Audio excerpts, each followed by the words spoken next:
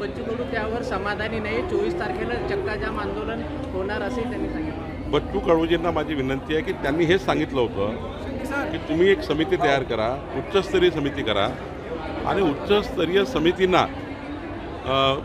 समितीने खरंच ज्याला कर्जमाफीची गरज आहे त्या कर्जमाफीच्या शेतकऱ्यांचं सर्वेक्षण करा आणि अशा शेतकऱ्यांना आपण कर्जमाफी करा ज्यांना खरी कर्जमाफीची गरज आहे, त्याकरता समिती करा असे बच्चू कडूची विनंती होती। ती मान्य आम्ही केली।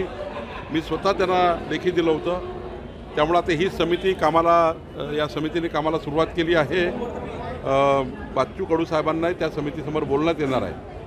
म्हणजे महाराष्ट्रातल्या ज्यांना असं वाटतं की शेतकऱ्यांच्या कर्जमाफीबद्दल आपलं काही मत मांडायचं आहे, त्या समितीसमोर ते बच्चू कडूजी असतील, अजून कोणी राज्यातले नेते असतील, सर्वांनाच त्या ठिकाणी हिअरिंग मिळणार आहे। त्यामुळं कर्जमाफी हा विषय काही आजच्या दिवस एकत्रित करा की आजच कर्जमाफी झाली असं नाही घोषणा करू शकत। पण ही समिती मात्र एकाच विचाराने तयार केली आहे की आवश्यक असलेल्या ज्यांना गरज आहे त्या व्यक्तीलाच कर्जमाफी झाली पाहिजे।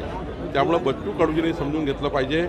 आणि दुसरं आम्ही आश्वासन दिलं होतं बच्चू कडूजींना की आम्ही दिव्यांगाच्या अनुदानात वाढ करू। माननीय देवेंद्र फडणवीसजींनी, आमचे अजितदादा, एकनाथजींनी बसून 2,500 रुपये आता मानधन केलं आहे दिव्यांगाचं। आणि बाकी ज्या 7-8 महत्त्वाचे विषय बच्चू कडूचे होते त्याकरता मी स्वतः विधिमंडळाच्या वेळी बच्चू कडू यांना बोलावून प्रत्येक मंत्र्यासोबत बैठक करून दिलेली आहे। आता आजच बैठक झाली आणि आजच निर्णय झाला असं होत नाही, थोडा वेळ द्यावा लागेल। माझी बच्चू कडूंना आपल्या माध्यमातून विनंती आहे की थोडा सरकारला वेळ द्यावा।